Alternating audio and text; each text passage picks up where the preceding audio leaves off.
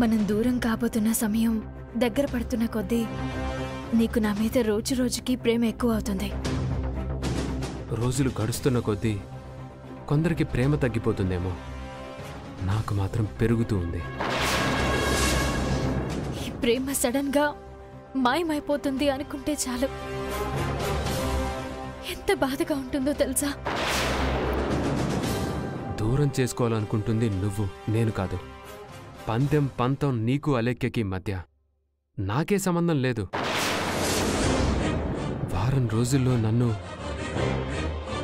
ఆ అలేఖ్యకు తాకట్టు పెట్టడానికి సిద్ధపడిపోయావు. నిన్ను దూరం చేసుకొని నేను ఎలా బ్రతకగలను? మనిషికి ఊపిరి పీల్చుకోవడం కష్టమైతే ఎంత నరకంగా ఉంటుందో నాకు అలాగే ఉంటుంది. ఎందుకంటే నా ఊపిరి నువ్వు.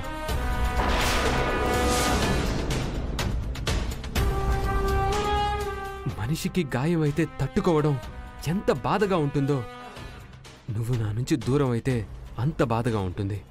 ఎందుకంటే నా మనసుకయ్యే గాయం నువ్వు.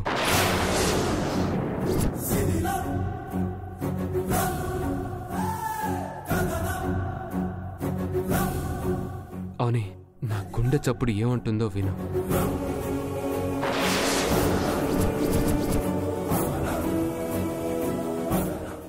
ఇంట్లో ఇద్దరు రొమాంటిక్ గా గడుపుతున్నారు. ఎంత ధైర్యం వీళ్ళకి! ఇప్పుడు నీకిస్తాను చూడు.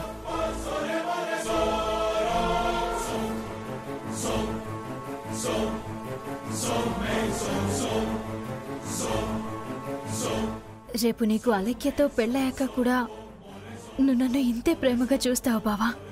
రేపంటావేంటి? పెళ్ళికింకా చాలా టైం ఉంది కదా. జోకు లేక బావా, చెప్పు. ఎందుకు ఇష్టపడను? ఇంకా ఎక్కువ ఇష్టపడతాను. మెల్లమెల్లగా మర్చిపోవాలి కదా. ఎక్కువ ఇష్టపడతానంటావేంటి? అమ్మవారిని తీసుకురావడం కోసం నా అవని పెద్ద త్యాగం చేసిందని నీ మీద గౌరవం, ప్రేమతో కూడిన ఇష్టం పెరుగుతుంది. మరి అలేఖ్యని ఎలా చూస్తావు? నన్ను పెళ్లి చేసుకోవడం కోసం విగ్రహంను అడ్డు పెట్టుకొని నిన్ను బ్లాక్మెయిల్ చేసింది. అలాంటి దాని మీద ఇష్టం ఎలా పుడుతుంది? మన ఇంట్లో వస్తువులు ఎలా ఉంటాయో తను కూడా అలాగే ఉంటుంది, అంతే. కానీ అలేఖ్య నిన్ను బాగా ఇష్టపడుతుంది కదా బావా. ఇష్టం వేరు, వ్యామోహం వేరవని. ఇష్టం అనేది వర్షపు చినుకులా ఉంటుంది. వ్యామోహం అనేది మురికి కాలం నుంచి వచ్చే నీరులా ఉంటుంది. అలేఖ్యది ఇష్టం కాదు, వ్యామోహం. 15 సంవత్సరాల నా ఇష్టాన్ని, నా ప్రేమని మురికి నీరుతో పోలుస్తున్నా. అలేఖ్యకి నీకు చాలా తేడా ఉందామని. అవును, నువ్వు నన్ను జీవితాంతం తలుచుకుంటావని నాకు తెలుసు బావా. అవుని, మాటలతోనే సరిపెడుతున్నావు. రా.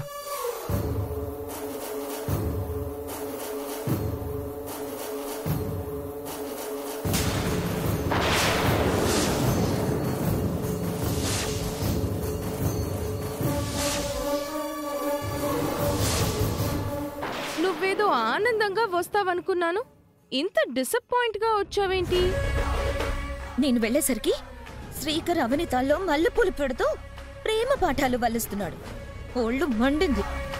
ఇలాంటి దారుణాలు చూడ్డానికా నన్ను ఇంటికి పిలిచా? నేను మనసు పాడు చేసుకోవడానికా ఇక్కడికి తెచ్చిపడేసా?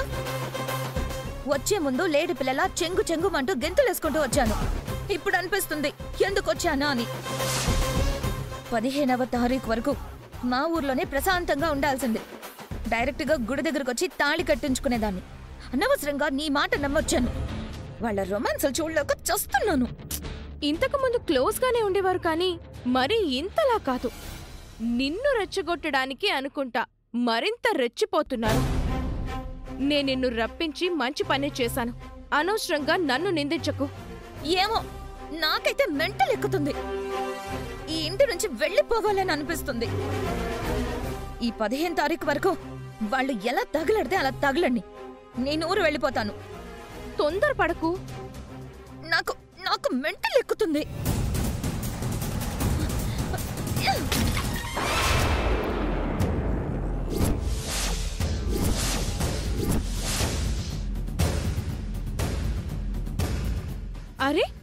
ఎందుకింత ఆవేశం? నేనింతే. బుజ్జి బుజ్జి నా కోపాన్నిలా వస్తువుల మీద చూపిస్తూ ఉంటాను. బుజ్జి బుజ్జి ఏంటా శబ్దం? బయటికి డీటీఎస్ లా వచ్చింది తెలుసా? ఒళ్ళు మండి సెల్ ఫోన్ ని పగలగొట్టాను. చాలా. అది పగలగొట్టినట్టు లేదు, పచ్చడి చేసినట్టు ఉంది. నా ఫోను నా ఇష్టం. ఓ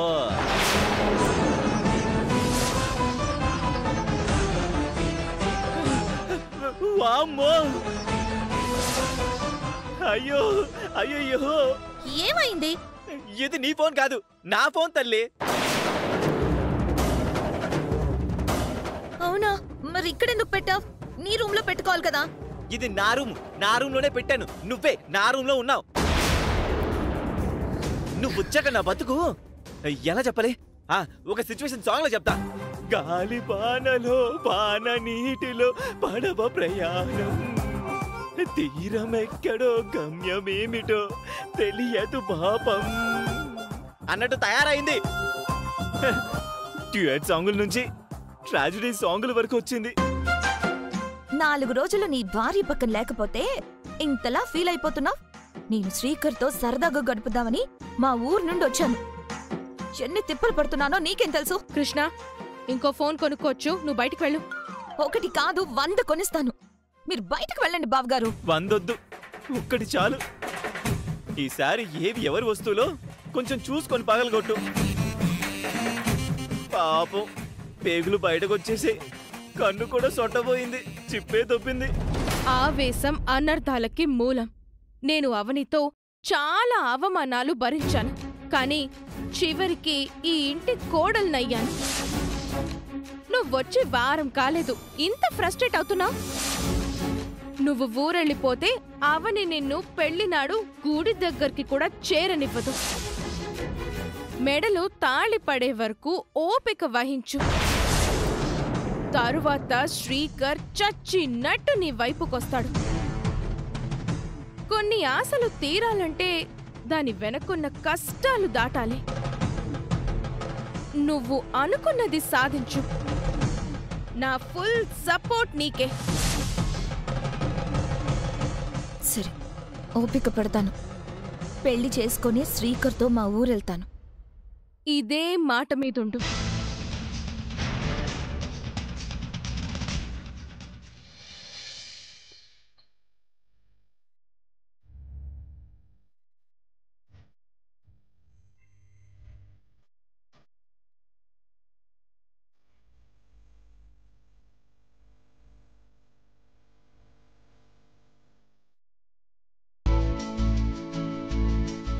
అందమైన భార్య, మత్తెక్కించే పూలు, వెన్నెల రాత్రి, ఏకాంత మందిరం.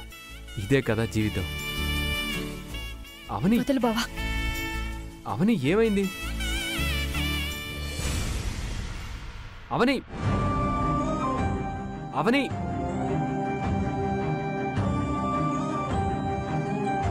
అవని ఎందుకు తీసేస్తున్నావు?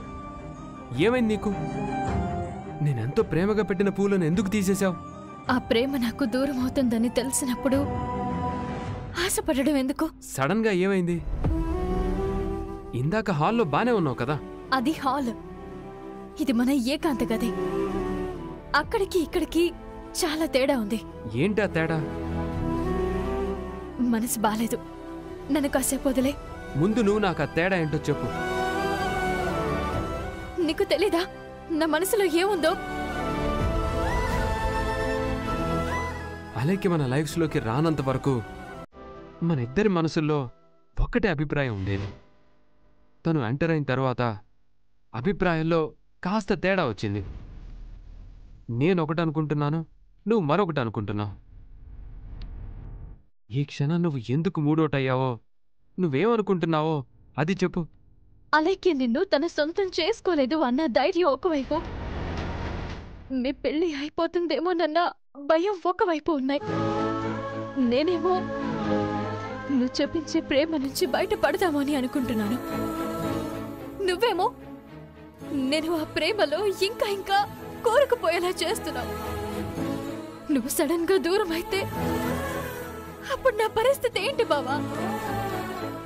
నా బంగారాన్ని నా చేతులతో అలెక్కి చేతిలో పెట్టాల్సిన పరిస్థితి వస్తే నేనేమైపోవాలి?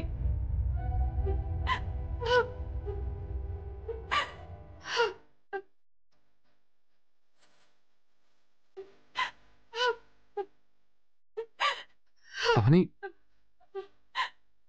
అలా ఏడవద్దు అవని, ఏడవద్దు.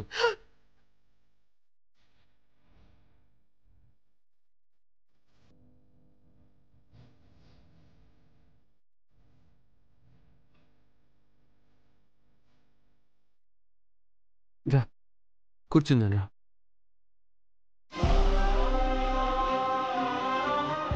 కూర్చో.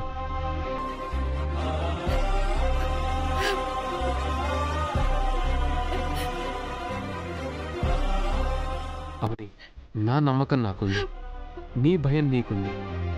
మనల్ని విడగొట్టే తప్పు అమ్మవారు చేయదు. నువ్వు ప్రశాంతంగా నిద్రపో. నిద్ర రావడం లేదు బావా. నా వడిలో పడుకో. రా.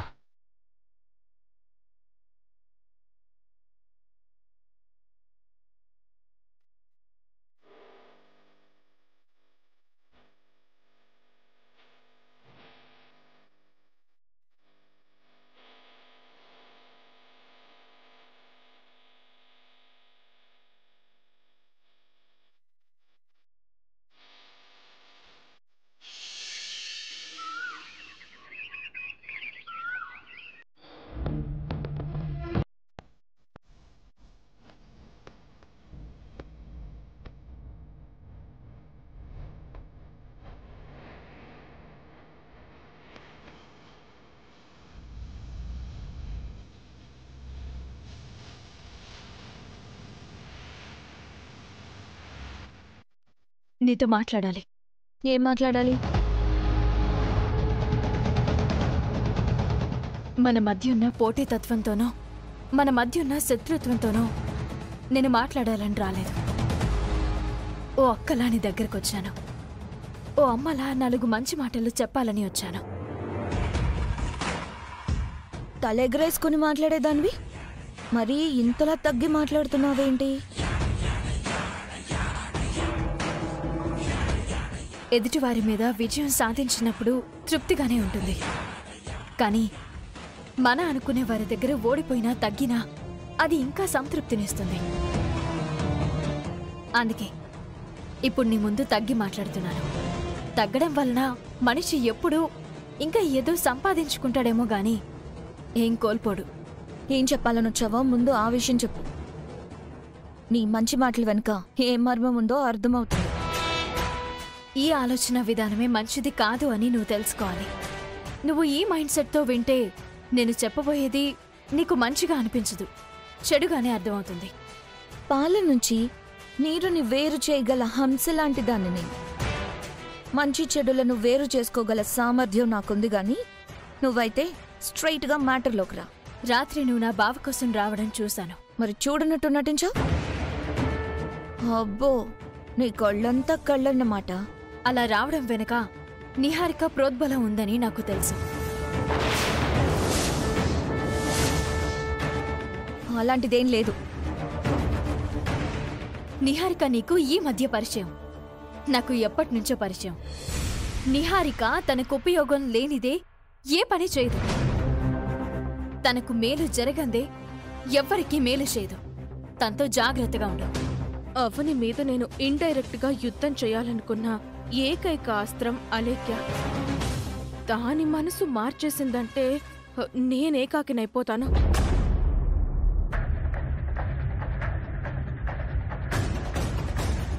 బావ మనసులో నా స్థానమేంటో, బావ మర్దళ్ల బంధం ఎంత బలమైందో నీకు ఈ పాటికి అర్థమై ఉండాలి. పెళ్లికి 4 రోజుల సమయమే ఉంది. ఇప్పటికైనా నువ్వు మనసు మార్చుకుంటే బాగుంటుంది. నువ్విదే చెప్పాలనొచ్చావని నాకు అర్థమైంది. మరొకరి భర్తను బలవంతంగా లాక్కుంది అనే చెడ్డ పేరు నీకెందుకు? జీవితాంతం ఆ మచ్చ నీ మీద ఉండిపోతుంది. అది నీకెందుకు అర్థం కావడం లేదు? పర్లేదవని, అలాంటి మచ్చని భరించడానికి నేను సిద్ధంగానే ఉన్నాను. పెళ్ళైన తర్వాత బావ మనసు మారుతుంది అని నువ్వు కలలు కంటున్నావు. అది ఎప్పటికీ మారదు. ఆ మనసులో ఉన్నది ఒక్కటే రూపం. ఆ రూపం పేరు అవని. బావ నా కోసం గుండెలో గుడి కట్టాడు. అందులో నా విగ్రహం పెట్టుకుని ఆరాధిస్తున్నాడు. ఆ గుండె ఎప్పుడూ అవని అవని అని కొట్టుకుంటూ ఉంటుంది. నీ మాటలు చాలా తీయగా వినసొంపుగా ఉన్నాయి. ఖాళీ సమయాల్లో నవలలు రాయొచ్చు కదా. మా పెళ్ళైన తర్వాత నీకొక వ్యాపకంలా ఉంటుంది. నీ బంగారు భవిష్యత్తు గురించి నేను చెప్తున్న మాటలు నీకు రుచించట్లేదంటే నిన్నింక ఎవరూ బాగు చేయలేరు. తన బంగారు భవిష్యత్తు కోసం కాదు, నీ బంగారు భవిష్యత్తు గురించి నువ్వు అలేఖ్య మనసుని మార్చే ప్రయత్నం చేస్తున్నావు. 4 చాక్లెట్లిచ్చి చిన్నపిల్లల మనసు మార్చినంత సులభంగా 4 మాటలు చెప్పి అలేఖ్య మనసుని మార్చలేవని. చిల్లర ఐడియాలిచ్చి తన మనసుని మరింత పాడు చేయడానికి నువ్వున్నావుగా. అందుకే అలేఖ్య మనసు అంత తొందరగా మారదు. అవును, తన మనసు మారకూడదని నేను ప్రయత్నం చేస్తున్నాను. ఎందుకంటే అలేఖ్య పోరాటంలో నాకు న్యాయం కనిపించింది కాబట్టి. పెళ్లి సమయం దగ్గర పడుతుందని అవనికి భయం మొదలైంది అలేఖ్య. అందుకే నీకు మంచి చేస్తున్న నెపంతో వచ్చింది. అవని మాయలో పడిపోకు. శ్రీకర్ బావని చేసుకుందాము అని నువ్వు కూడా ఇలాగే ఎంటర్ అయ్యావు. గతి లేక కృష్ణ బావని చేసుకున్నావు. మా ఇంట్లో సెటిల్ అయ్యావు. అలేఖ్యకు నా బావ దక్కకపోతే మరో అవకాశం లేదు. అత్తకు మరో కొడుకు లేడు. అంత అవసరం లేదు. నేను శ్రీకర్నే చేసుకుంటాను.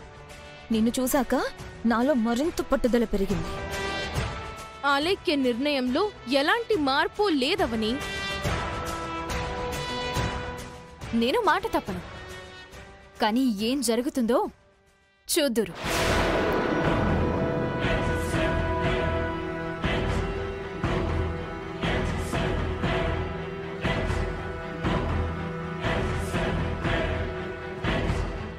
నువ్వు ఏమాత్రం ఏమరపాటుగా ఉన్నా కూడా నిన్ను మార్చేస్తుంది. జాగ్రత్త.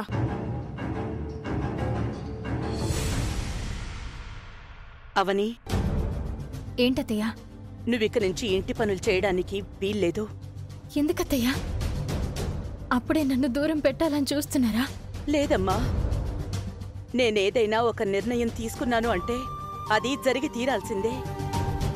నువ్విలరా రా. వసంత, లావణ్య, నిహారిక, అలేఖ్య, అందరూ రండి. ఏమైంది వేద? ఏంటి హడావుడి? చెప్తానుండండి. ఏమైందమ్మా? ఎందుకు అందరినీ పిలిచావు? వంటగదిలో ఏమైనా అయిందేమోనని చాలా కంగారు పడిపోయాం. ఎందుకు పిలిచారో చెప్పండి అత్తయ్యా. ఇంటి సభ్యులు క్రమశిక్షణ తప్పుతున్నారు. అందుకే ఈ రోజు నుంచి రూల్స్ ని, ఇంటి సభ్యుల పనుల్ని మారుస్తున్నాను.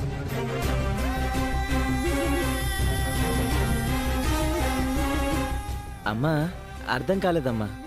బాగా అర్థమయ్యేలా చెప్తాను. అవని, నువ్విలా కూర్చో. ఎందుకత్తయ్యా? అమ్మ మాట విను, కూర్చో. కూర్చోమ్మా. ఎప్పుడు చూసినా అవనియే ఇంటి పనులు చేస్తోంది. అందరి రూమ్స్ దగ్గరికి అన్నీ తీసుకొచ్చి సర్వీస్ చేస్తోంది. కాబట్టి ఇప్పట్నుంచి అవని రెస్ట్ తీసుకుంటుంది. మిగిలిన వాళ్ళందరూ పనులు చెయ్యండి.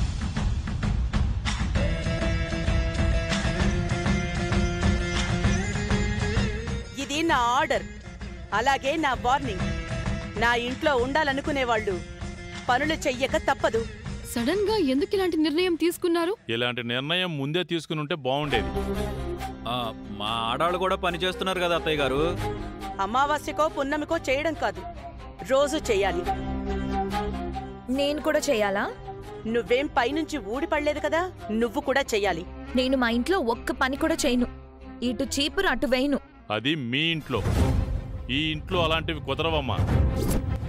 ఇంట్లో ఎవరూ తీసుకోని బాధ్యత అవని ఒక్కతే తీసుకోవాల్సిన అవసరం లేదు. పని మనుషుల్ని పెంచుకుందామమ్మా. ఉన్నది కూడా మానేసింది. పని మనుషులు అవసరం లేదు, ఉన్నవాళ్లు చాలు. మరి అవనేం చేస్తుంది? అవని కొన్ని రోజులు రెస్ట్ తీసుకుంటుంది అని చెప్పాను కదా. అత్తయ్య, నాకు రెస్ట్ ఏం అవసరం లేదు. నా పనులు నేను చేసుకుంటాను. నువ్వేం మాట్లాడకమ్మా. నువ్వు కూర్చో. అది కాదు. కూర్చో. కూర్చోమ్మా, కూర్చో. నిహారిక, నువ్వు వెళ్ళి అవనికి కాఫీ తీసుకురా. ఇక నుంచి కాఫీ చేసే డ్యూటీ నీది.